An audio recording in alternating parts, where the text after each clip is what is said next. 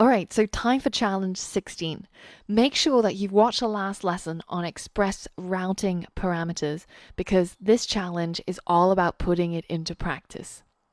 To start off this challenge, I want you to head over to your console and you're going to type the letters RS while your NodeMon server is running. What this does is that it will force NodeMon to restart your server.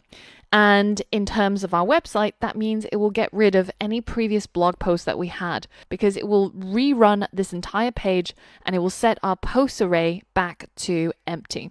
So the challenge is, can you change the code inside Atom such that when we head over to localhost, 3000 / posts / anything you type in here, let's say testing, right?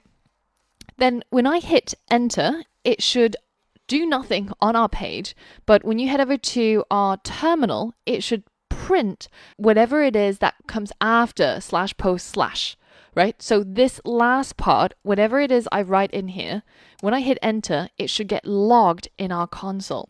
And this requires you to apply what you learned in the last lesson about route parameters and using Express.js to achieve this. So pause the video and complete the challenge now. All right, so there's only one hint for this challenge, and that is, remember that using Express, if you have a read of the documentation, you can see that whatever parameter you have in here, you can access it using request.params and then dot the name that you've put over here, right? So whatever it is, it has to be spelled exactly the same. And hopefully this is enough of a hint for you to be able to reach the answer yourself.